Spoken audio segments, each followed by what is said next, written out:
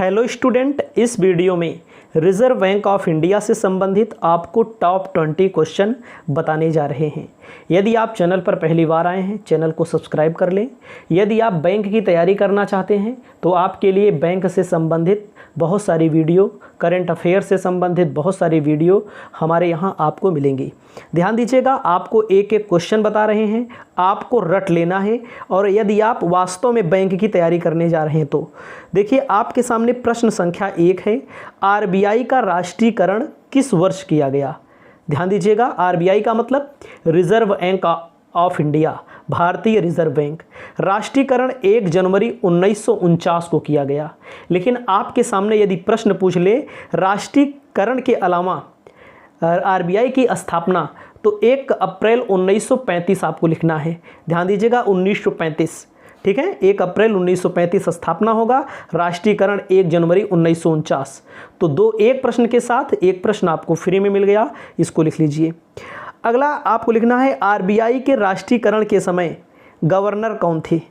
RBI के राष्ट्रीयकरण के समय आरबीआई मतलब कि रिजर्व बैंक ऑफ इंडिया के गवर्नर सीडी देशमुख जी से थे। याद रखिएगा, वर्तमान गवर्नर और आरबीआई के रजिस्ट्रेशन, राष्ट्रीयकरण से संबंधित गवर्नर बहुत पूछा जाता है, सीडी देशमुख। दूसरा प्रश्न आपको अपनी कॉपी में लिख लेना है।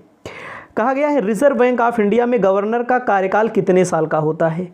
रिजर्व बैंक ऑफ इंडिया में भारतीय रिजर्व बैंक या रिजर्व बैंक ऑफ इंडिया या आरबीआई, तीनों एक ही चीज़ हैं, 3 साल का कार्यकाल होता है। तीसरा नंबर प्रश्न मैंने आपको बता दिया, अपनी कॉपी में लिख लीजिए। 1 रुपये के नोट पर किसके हस्ताक्षर होते हैं, यानी कि सिग्नेचर किसके होते हैं, बहुत पूछा जाता है। 1 रुपये की नोट पर जो सिग्नेचर होते हैं वित्त सचिव के होते हैं, और अन्य नोटों पर किसके होते हैं, गवर्नर के होते हैं। इसको याद रखिएगा, रिजर्व बैंक ऑफ इंडिया के गवर्नर के, लेकिन 1 रुपये की नोट पर वित्त सचिव के हस्ताक्षर होते हैं।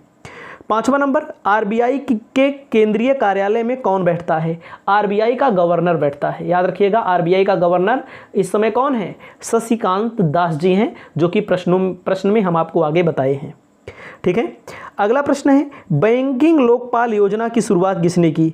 बैंकिंग लोकपाल का मतलब होता है बैंक से संबंधित अगर कोई जानकारी आपको प्राप्त करनी है तो आप कोई जानकारी प्राप्त करेंगे तो लोकपाल योजना उसको बोला जाता है, आरबीआई ने प्रारंभ की। 6ठा नंबर क्वेश्चन हो गया, भारत का केंद्रीय बैंक कौन सा है। भारत का केंद्रीय बैंक, भारत सरकार का बैंक, बैंकों का bank, reserve bank of India, यानी कि आरबीआई है, बैंकों का बैंक है, केंद्रीय बैंक है, भारत सरकार का बैंक है। याद रखना, reserve bank of India, RBI. वर्तमान में आरबीआई का गवर्नर शशिकांत दास जी हैं। याद रखना, शशिकांत दास जी हैं। उसके बाद रिजर्व बैंक, भारतीय रिजर्व बैंक की स्थापना किस अधिनियम के प्रावधान के अनुसार की गई। भारतीय रिजर्व बैंक की जो स्थापना की गई है, याद रखना 1934 अधिनियम, और स्थापना होता है, अधिनियम पहले बनता है 1934 में, स्थापना होती है 1935 में, अधिनियम पहले बनता है। 10वां नंबर प्रश्न, आरबीआई के वह कौन से गवर्नर हैं जो भारत के प्रधानमंत्री और वित्त मंत्री रह चुके हैं। मतलब कि वित्त मंत्री भी रहे और प्रधानमंत्री भी रहे। तो आपको याद रखना है, डॉक्टर मनमोहन सिंह जी हैं, जो कि भारत के 10 साल तक प्रधानमंत्री रहे। उसके बाद अगला प्रश्न है, आरबीआई का लेखा वर्ष कब से कब होता है। याद रखना, बहुत ही इंपॉर्टेंट क्वेश्चन, आरबीआई का लेखा वर्ष 1 जुलाई से 30 जून तक होता है। लेखांकन वर्ष जो होता है इसका 1 जुलाई से 30 जून तक होता है। लोग गलती कर सकते हैं, 1 अप्रैल से 31 मार्च पर टिक कर सकते हैं। याद रखना हमारी बात को। उसके बाद आरबीआई के गवर्नर की नियुक्ति कौन करता है। भारत का प्रधानमंत्री करता है। भारत का जो प्रधानमंत्री होगा वो आरबीआई के गवर्नर की नियुक्ति कर सकता है। अगला प्रश्न है 13वां, आरबीआई के गवर्नर की नियुक्ति प्रधानमंत्री किसके सलाह पर करेगा। वित्त मंत्री की सलाह पर करता है, अपने आप से नहीं कर देगा, वित्त मंत्री से सलाह लेगा तब करेगा। अगला क्वेश्चन आपके सामने, आरबीआई ने आरटीजीएस सेवा 24/7 मतलब 24 घंटा 7 दिन बहाल कर दिया है। आरटीजीएस का पूर्ण रूप क्या है, आरटीजीएस का पूर्ण नाम क्या है, पूरा नाम रियल टाइम ग्रॉस सेटलमेंट। याद रखना, आरटीजीएस का नाम, पूरा नाम रियल टाइम ग्रॉस सेटलमेंट। 15वां नंबर, आरबीआई के किस गवर्नर का कार्यकाल गवर्नर के रूप में सबसे कम रहा। सबसे कम रहा अमिताभ घोष का। ध्यान दीजिएगा, 16वें गवर्नर थे। सबसे कम कितना दिन रहा इसको बता, याद रखना है, केवल 20 दिन के लिए सबसे कम कार्यकाल रहा, इसको याद रखना आप। ठीक है। उसके बाद आगे चलते हैं 15वां नंबर के बाद 16वां नंबर। अमिताभ घोष जी का आरबीआई के गवर्नर के रूप में कार्यकाल कितने दिन रहा? 20 दिन। सबसे कम अमिताभ घोष कै दिन? 20 दिन। इसको याद रखना।